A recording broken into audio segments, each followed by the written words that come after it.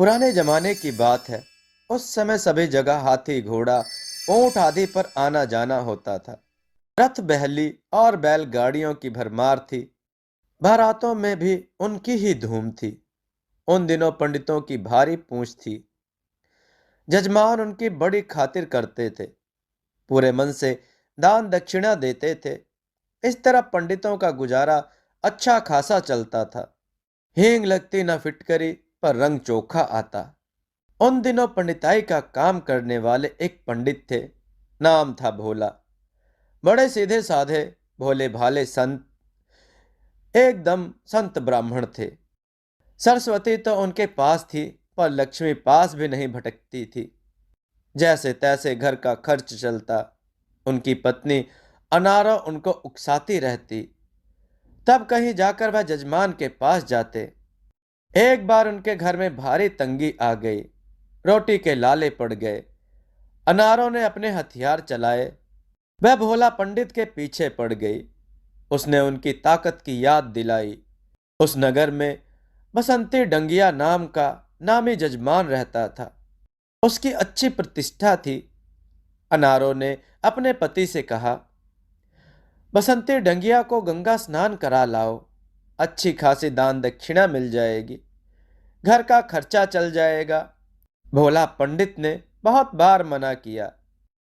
उसे समझाया कि दूर के ढोल सुहावने दिखाई देते हैं। वह पैसे वाला तो है, पर है बड़ा कंजूस। मैं डाल डाल तो वह पात पात। पर उसकी हट के सामने पंडित को घुटने टेकने पड़े। आखिर झक मार कर भोला पंडित बसंती डंगिया के यहां पहुंचे। सेठ जी ने उन्हें लंबी डंडौत दी। पंडित जी ने संस्कृत के मंत्र खूब पढ़े।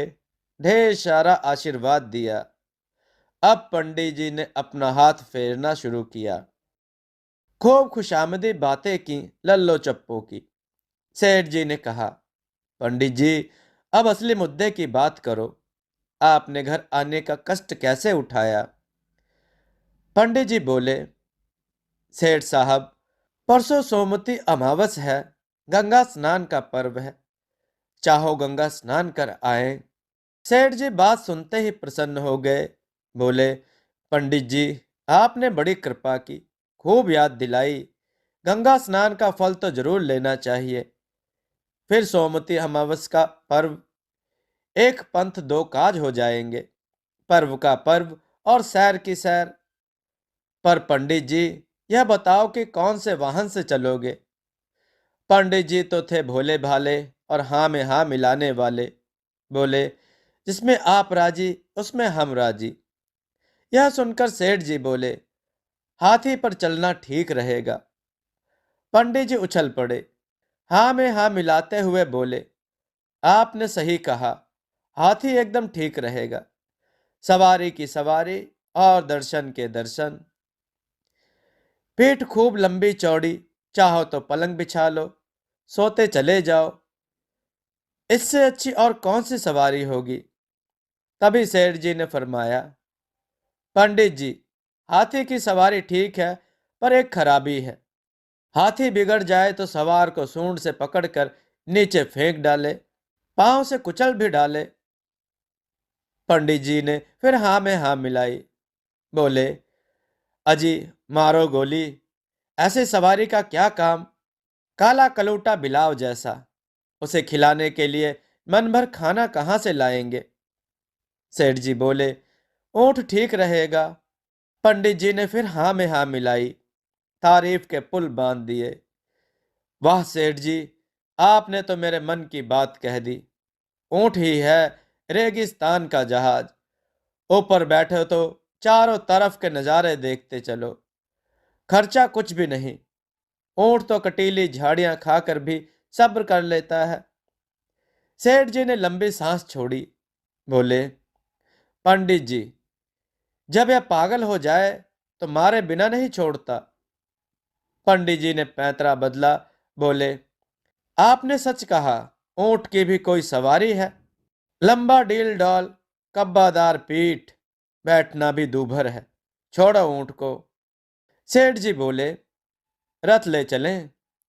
पंडित जी ने कहा, वाह सेठ जी, यह आपने अच्छी बात सोची। रथ तो विष्णु भगवान की सवारी है, धीरे धीरे सैर करता हुआ ले जाएगा, पेट का पानी भी नहीं हिलेगा। यहीं पर सेठ जी ने रास्ता निकाल लिया। बोले, कहीं टूट गया तो सब गुड़ गोबर हो जाएगा, यात्रा अधूरी रह जाएगी। पंडित जी ने नहले पे दहला लगाया, ज्ञान की पूरी पिटारी खोल डाली। कहा, बैलों को बांधेंगे, कहाँ दाने पानी का इंतजाम करेंगे। इस तरह सेठ जी सवारियों के बारे में सुझाते रहे। पंडित जी हाँ में हाँ मिलाते रहे। बात बनती और बिगड़ती रही। आखिर में सेठ जी पदयात्रा पर आ गए। इसके लिए पंडित जी का रोम रोम राजी हो गया। पंडित जी ने पद यात्रा का महत्व सबसे अधिक बताया। पांव चलने से तन भी ठीक रहता है और मन भी स्वस्थ रहेगा। धर्म का धर्म और कर्म का कर्म हो जाएगा। गंगा स्नान का पूरा लाभ मिलेगा। यह सुनकर सेठ जी ठंडे पड़ गए। बोले, पंडित जी, पैदल चलेंगे तो थक जाएंगे, पूरा बदन टूट जाएगा। शरीर को ऐसा दंड देने का क्या फायदा। हमारी समझ में तो एक ही बात आती है, घर में स्नान कर लिया जाए तो अच्छा रहेगा। आप ही तो कहते हो, मन चंगा तो कठौती में गंगा। यह सुनकर पंडित जी सन्न रह गए। वे फिर कुछ नहीं बोले और वहां से घर की ओर चल दिए।